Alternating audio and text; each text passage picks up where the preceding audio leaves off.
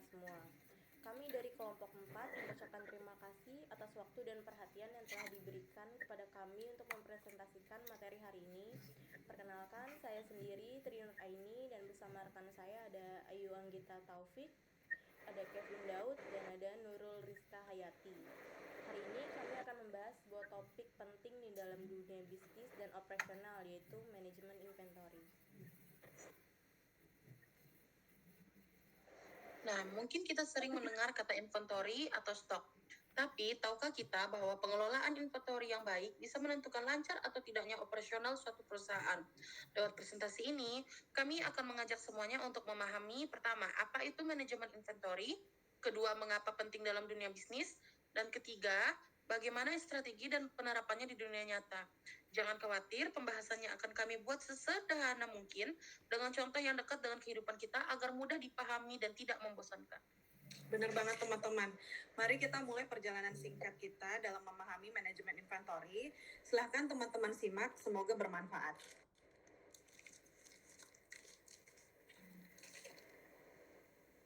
Oke, kita mulai dari pengertian dasarnya. Manajemen inventory adalah serangkaian aktivitas yang berkaitan dengan pengendalian dan pengelolaan persediaan. Jadi yang dimaksud persediaan di sini bisa berupa bahan baku, barang yang masih dalam proses produksi, sampai barang jadi yang siap dijual ke konsumen. Iya, betul banget. Jadi fungsinya inventory itu sebenarnya seperti penyangga atau jambatan. Jadi misalnya antara proses produksi dengan distribusi. Jadi biar tidak terjadi kekosongan stok ketika permintaan itu datang. Jadi bayangkan kalau toko atau pabrik tidak punya inventory yang cukup, bisa-bisa produksi itu terganggu dan pelanggan kecewa karena barangnya kosong. Nah, disinilah pentingnya manajemen inventory, yang dimana manajemen inventory ini tuh dimulai dari kita menginput bahan hingga barang sampai ke tangan konsumen agar seluruh kegiatan perencanaannya bisa berjalan secara efisien dan lancar. Dan pastinya manajemen inventory yang efisien juga bisa menghemat biaya nih dan mengurangi pemborosan.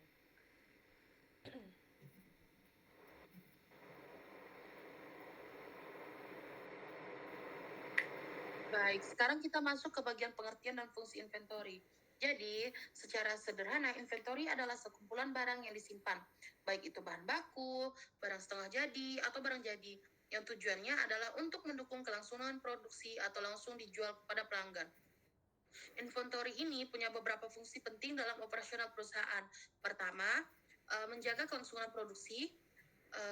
Jadi meskipun ada gangguan dalam pengadaan bahan, proses produksi tetap bisa dijalani. Nah, yang kedua, menjamin ketersediaan produk saat dibutuhkan pelanggan.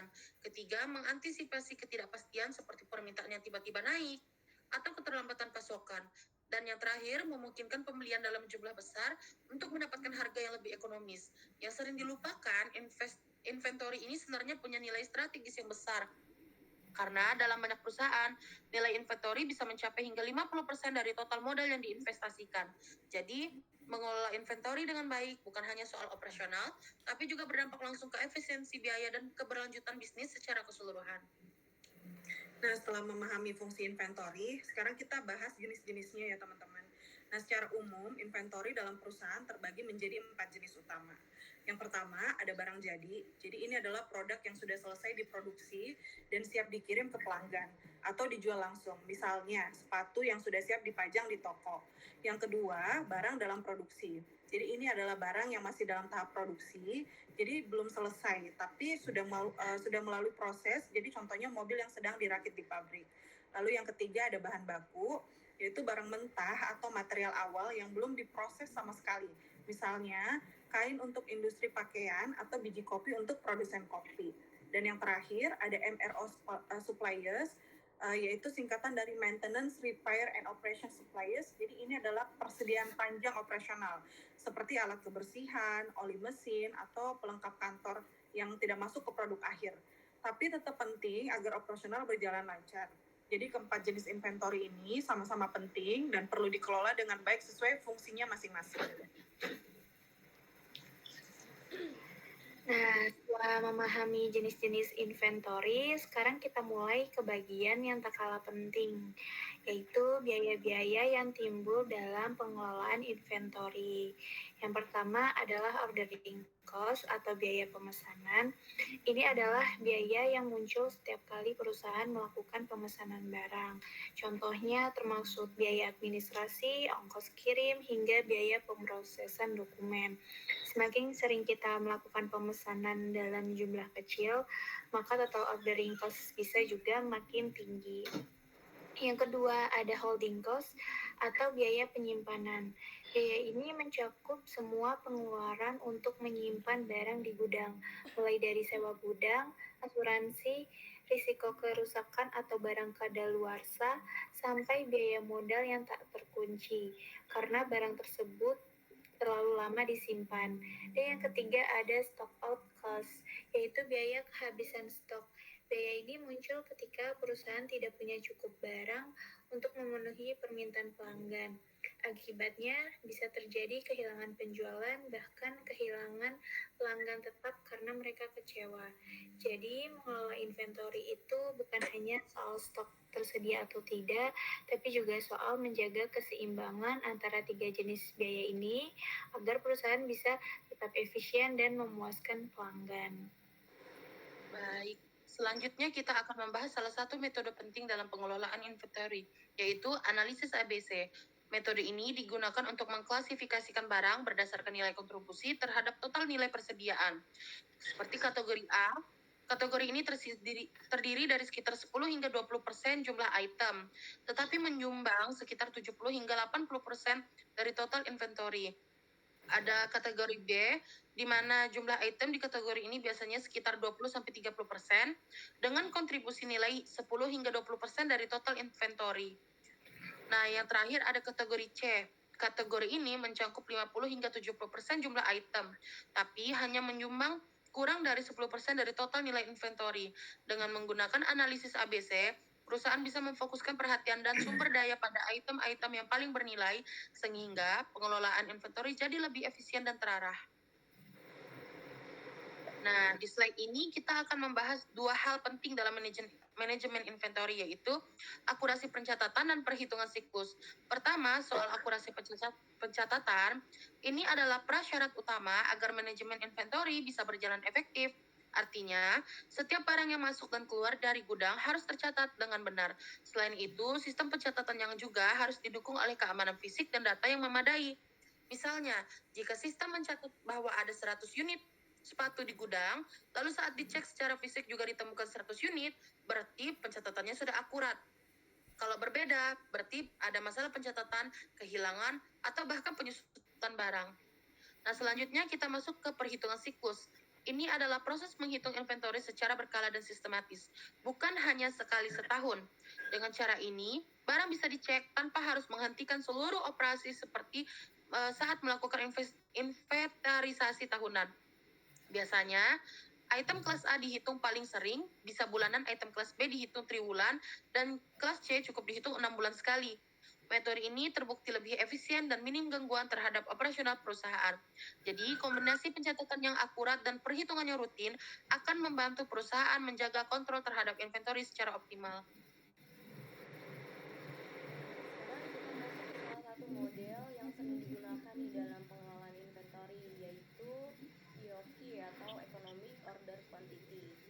EOQ adalah model yang digunakan untuk menentukan jumlah pemesanan optimal, yaitu jumlah barang yang sebaiknya dipesan dalam satu waktu agar total biaya persediaan bisa ditekan seminimal mungkin.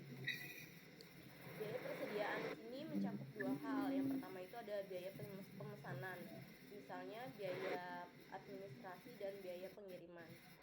Yang kedua itu ada biaya penyimpanan, seperti sewa gudang, asuransi, dan resiko penyusutan barang.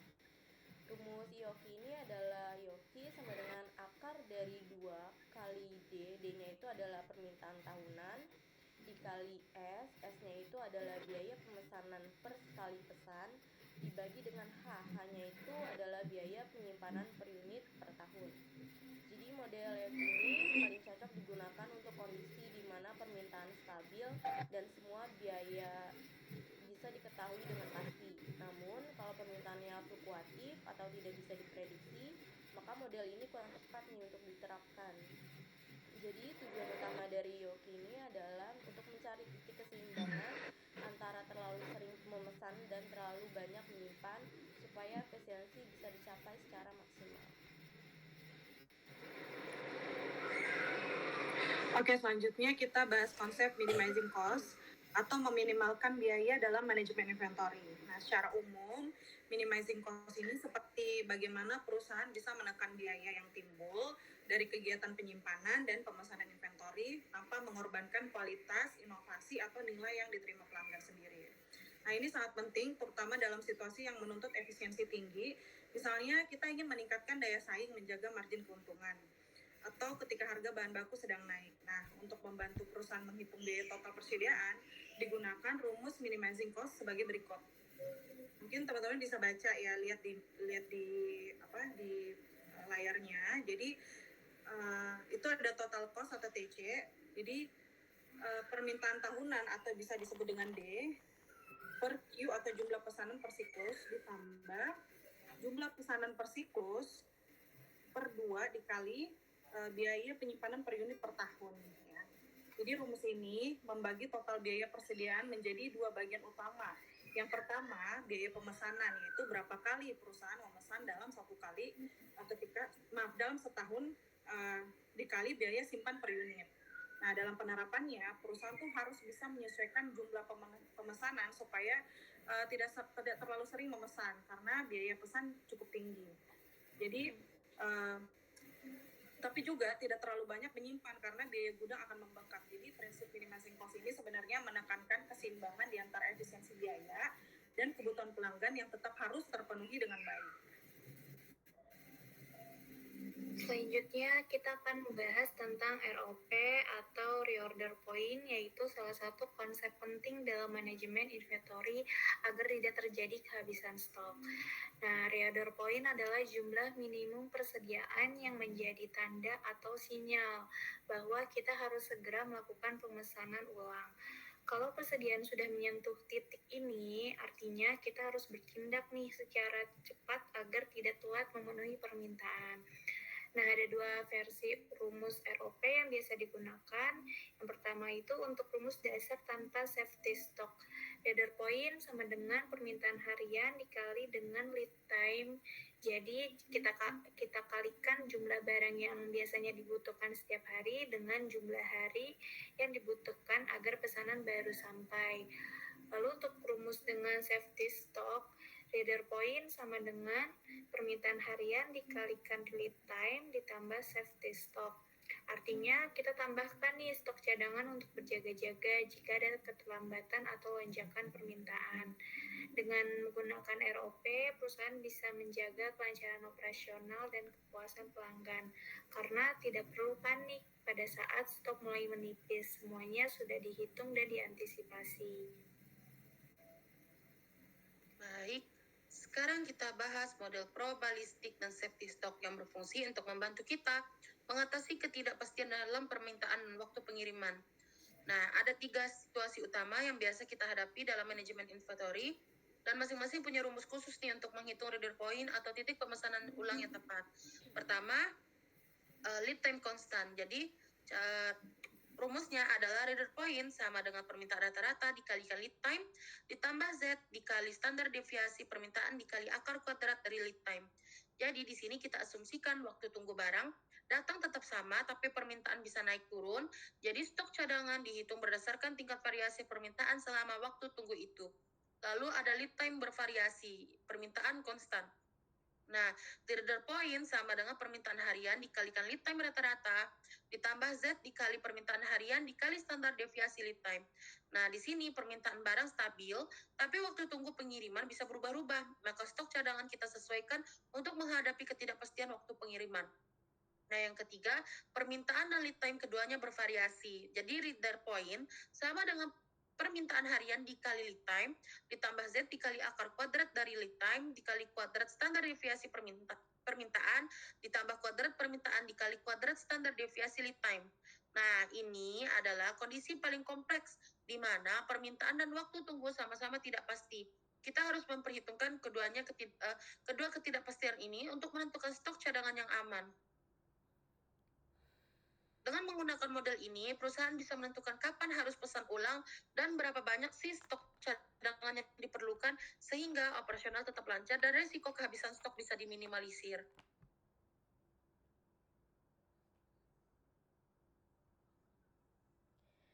Baik, selanjutnya kita akan membahas model satu periode.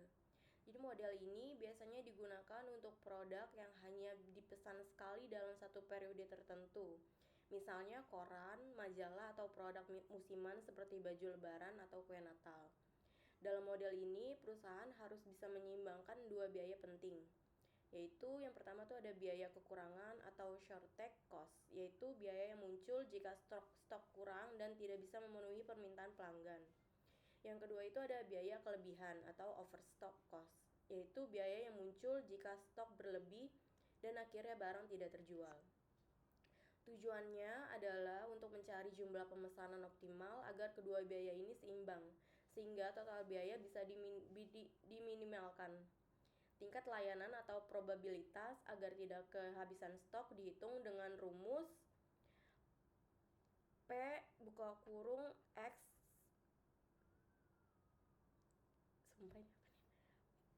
P buka kurung X kurang lebih Q tutup kurung sama dengan CS per buka kurung CS plus CO.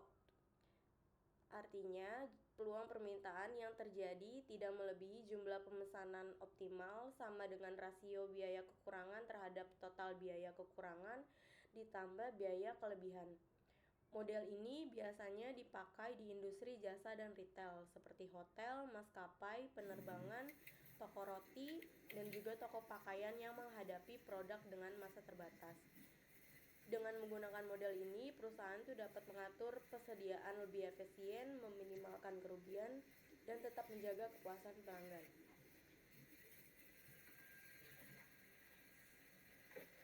Nah, sekarang kita akan membahas sistem periode tetap atau biasa disebut dengan sistem P. Jadi biasanya pada sistem ini pemesanan barang dilakukan secara berkala, yaitu pada interval waktu yang sudah ditentukan, misalnya setiap minggu atau setiap bulan. Iya, betul banget. Jadi bukan pemesanan yang dilakukan kapan saja, tapi benar-benar dijadwalkan secara rutin. Nah, mekanismenya itu inventory kita periksa secara berkala.